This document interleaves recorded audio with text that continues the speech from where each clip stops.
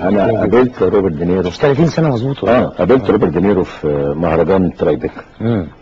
وبعدين الحقيقه كان معانا طبعا، او انا كنت مع الاستاذ عماد اديب، كان هو اللي كان محضر للفيلم المقابله.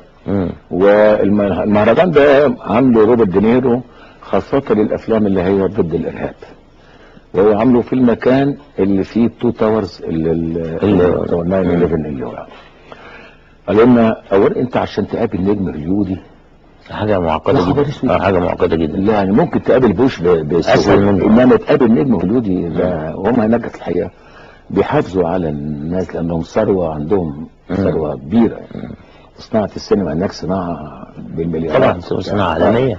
فقالوا لنا بصوا، الاول انا حضرت فيلم ليله الافتتاح بتاع المهرجان كان اسمه يونايتد مش عارف كذا، عن الرحله بتاعه الطياره اللي وقعت في بنسلفانيا.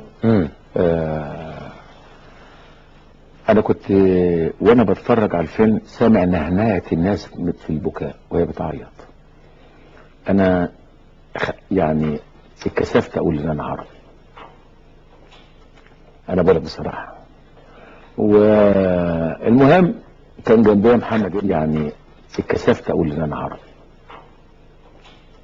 انا بقولك بصراحه، يعني اتكسفت اقول ان انا عربي، انا بقولك بصراحه، يعني اتكسفت اقول ان انا عربي، انا بقولك بصراحه، يعني اتكسفت اقول ان انا عربي، انا بقولك بصراحه.